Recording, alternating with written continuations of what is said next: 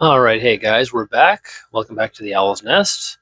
We're doing part 2 of my G.I. Joe rankings and ramblings video. Maybe that's what I'll call the series from now on, Owlman's Rankings and Ramblings. Who knows? All right, we'll make this hopefully pretty quick here. Got like 4 or 5 cards left. We left off with Lady J. So, wow, right off the bat, great stat block, man. 5 life, move 6, range 4, attack 3, defense 3. Right there, she's got a 10 space threat radius. Holy moly. For 60 points, that's great. And she's a soldier, so she can get a movement bonus from Marcus Decimus Gallus right there. Motorized zipline. Start the game with 3 zipline glyphs in this card. Before and after moving normally, you may place up to 1 zipline glyph on an empty space within 1 clear sight space of Lady J. Very nice. And the glyphs here, let me see if I can pull it up. No, okay. Can't really. Having a hard time making this bigger for you. Sorry, guys. Let's see. There we go. Once per turn, when a small or medium figure ends its movement on a zipline glyph, while moving normally, you may choose another zipline glyph within 6 spaces of that zipline glyph. Place that figure on a space within 1 of and on the same level as that glyph. A figure that is engaged when it starts the zipline will take any LEAs. Figures may move over a zipline glyph without stopping. All right. Very nice. So she's great for getting your squad figures into position. Like if she's part of a squad swarm, watch out. Or even sorry guys, sorry about that. Even like an all-hero format, I mean, she can do very well. For 60 points, she's a great little third-string attacker, or she can be a tie-up or meat shield with her Master of Disguise 14 power here. Or she can create zip lines to have your squads or heroes try to get into a better position, like grab some hype pretty quick, like Savaras or something. Master of Disguise says the first time each turn that Lady J is targeted for an attack by a squad figure, roll the d20. 14 or higher, Lady J cannot be targeted by that attack or any other attack this turn. So plop her right next to a bunch of squad figures. If you roll a 14 or higher the first time, she is safe for an entire turn. Very nice, very nice. Gonna give her a solid B for contemporary and a B plus for classic / all time. I mean, for those stats, yeah, for sure.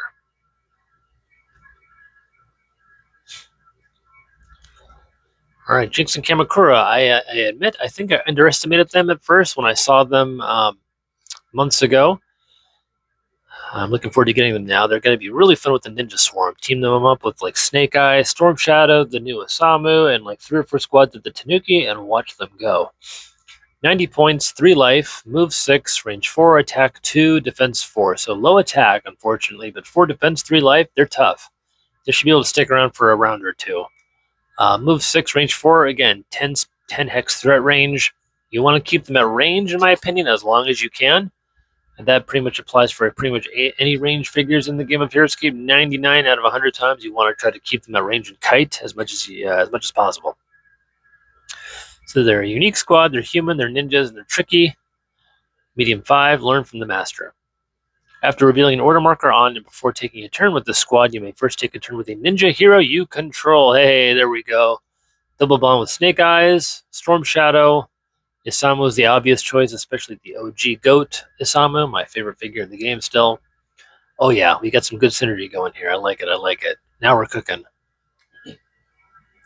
Coordinated takedown. While attacking, roll 1 additional attack die for each other friendly ninja adjacent to the target. So again, they can shoot at it. What you want to do is, with Tanuki, have a couple squads of Tanukis run up and engage the target, like, I don't know, let's say Bernie or Maladrix, and start taking pot shots with Jinx and Kamakura here, preferably on height. I mean, that's like height, 2 attacks of 3, add like 3 to that. If you have 3 or 4 Tanukis engaged, you're looking at 2 attacks of 6.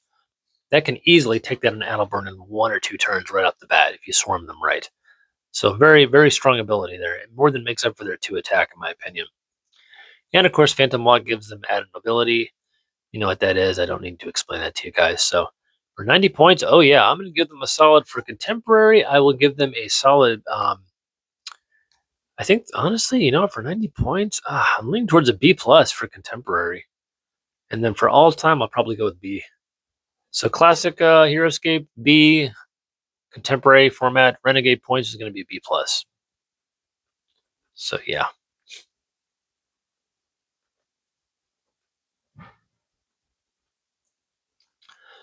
All right, Cobra Troopers. Again, this is going to be quick, guys.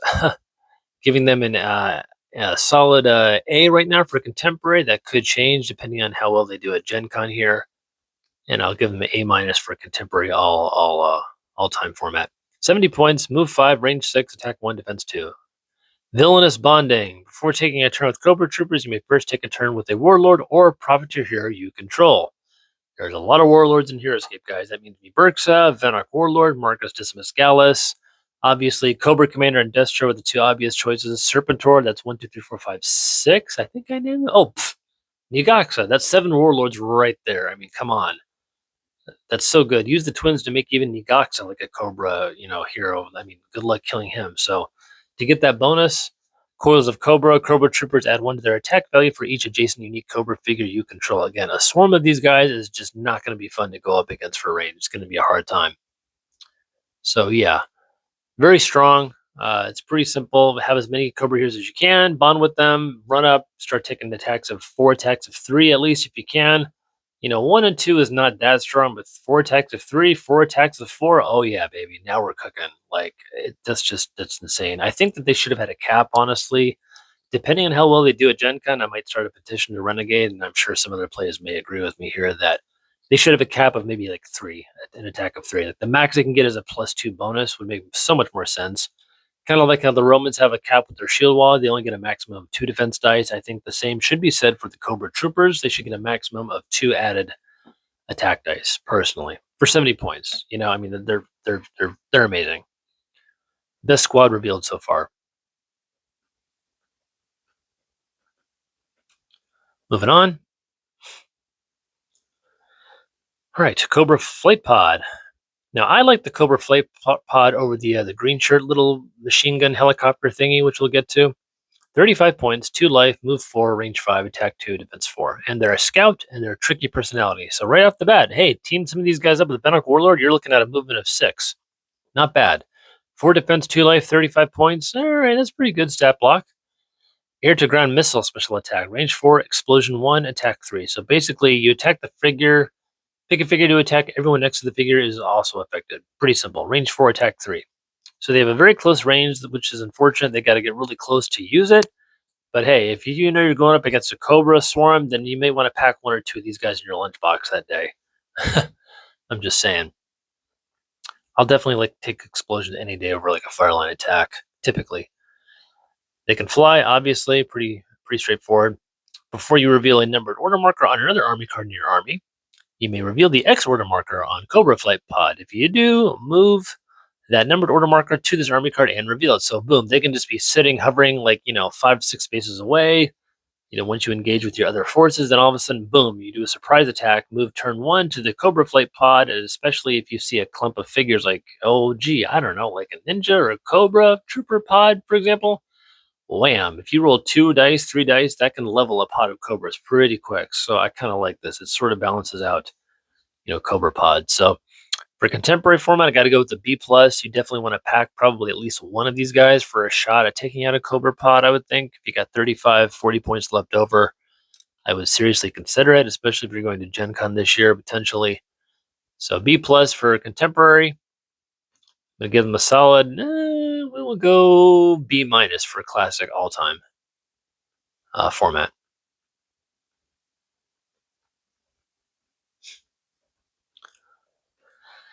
And we got the green shirts. Now, my friend Brett, actually, he's told me we've talked about these guys a lot. He actually prefers the green shirts over the Cobra Troopers because you start with, you're going to get pretty much an attack of 2 at least to start, or 3 on height. So again, but for 85 points, move 5, range 5, 2, attack 2, defense 2. Those stats are a little rough for me at the start. They are soldiers, though. Keep in mind, they're valiant as well. I mean, imagine a 4th mass horde with these guys. Oh, geez. Wherever there's trouble. Before taking a turn with green shirts, you may move 2 unengaged G.I. Joe or soldier heroes you control up to 3 spaces. So obviously you want to use these guys with Duke. Duke can give them the attack bonus once he actually takes a turn and reveals an order marker. So 4 attacks of 3 at 5 spaces is nothing to sneeze at. Not at all. I don't think they're great, as good as the Cobra hero or troopers, honestly, but they're not bad by any means. So these guys are good with a swarm of heroes. Have 2 or 3 squads of these guys, a couple of heroes, and you're good to go. Contemporary, I'm going to give them a solid B ranking. Classic all time, I'll go with B as well. They're just not as good as other bonding armies out there and stuff. Like Aerogruts, I think have their number in most cases. Um, Obviously Cobras. So yeah, that was a quick. Oops, that was a quick review. So all right, we have Battlecopter and I believe Serpentor left. Battlecopter, 35 points, 2 life, move 5, range 5, attack 2, defense 4. So ooh, a little bit faster there. Seems like maybe it should have been slightly more expensive for 35. Maybe make it 40 if they move a little bit faster. And again, they're a scout, so Venic Warlord boosts their speed. Strafe special attack. Line 5, attack 3. Friendly figures are not affected by strafe special attack. Well, that's nice. You can wind up hitting 3 or 4 enemy units like right there if you get lucky in a straight line. Now, again, if you're playing competitive players, you're not going to get that very often. A smart player will not line up 3 or 4 figures for you. It's just probably not going to happen. So, again, the Cobra Pod is just better than the Copter for the points in general, in my opinion. But hey, I mean, they're not useless by any means. Hey, if you got some points left over, drop one of these guys in there. You might get, you might get luckier. Shall we say, providentially blessed? So they're a scout. They're bold, large, 10, common hero, human, battle ready. Same thing like the Cobra Pod. Before you reveal numbered order marker on another army card in your army, you may reveal the X order marker on the Copter. If you do, move that numbered order marker and then reveal it on the Copter here. So again, great for hovering outside the combat radius, and then boom, just when you got to come in to take a shot, just switching over order marker over to them. So pretty straightforward. I will rank them probably B minus for contemporary, and yeah, B minus for all time. Pretty much, we'll do that. Okay, Serpentor. That is a 1/6 sculpt. I love the Wolverine claws too, and the Cobra staff he's holding. Reminds me of Jafar from Aladdin. 130 points, 6 life, move 6, range 1, attack 4, defense 4. Oh, wow. Okay, right off the bat, great stats for 130 points. He's a warlord, he's cruel, medium 5, and he's human. So, hey, like I said before, another warlord for the Romans or the Cobra Troopers, double attack. Once per turn, after attacking with Serpentor, he may make sorry. He may make 1 additional normal attack. So 2 attacks of 4. Yowza, this guy's going to be bashing skulls together. If that's on height, that is 2 attacks of 5 you're looking at. That is absolutely nothing to complain about. Second power, cruelty for its own sake. Figures adjacent to Serpentor subtract 1 from their defense value. Ooh, okay, that's a little bit, that's kind of rough. You do not want to keep them too close to your Cobra Troopers. They go from 2 defense to a 1 defense. So, and your other heroes as well, be very careful. This guy's more of a solo. You either charge him up at the beginning of the game and just try to wreak havoc, or save him in the back and, kind of outside the battle, away from your other figures so they don't get the -1 defense boost. But this guy can solo Queen Maladrix. Like one-on-one, he has a very good shot of soloing Maladrix and potentially one-shotting her relatively quickly, especially if she already has a couple of wounds on her. So, very nice. Last power, I'll do it myself. Once per round before revealing a numbered order marker on an army card in your army, you may move that order marker to Serpentor and reveal it. So same thing like the Battlecopter, the Cobra Pod. You want to surprise somebody, move that order marker number 3 over to Cobra or Serpentor right here and watch him go to town. That's a nice little ability, fun little trick that'll come in handy once in a while. So overall, got to rate Serpentor here A minus for contemporary, and yeah, I'm gonna go A minus for classic all time points. I mean, he's a solid figure, good hero. Deathstroke, keep in mind, Deathstroke can hand out tech glyphs like candy, give him the auto shield once per round, even better. Or give him the jump pack to let him fly in and just start smacking some people around. So that's all I got for today, guys. I hope you enjoyed the reviews, my rankings, the Owlman's rankings and ramblings video here for part 2, and we will see you next time. Toodles.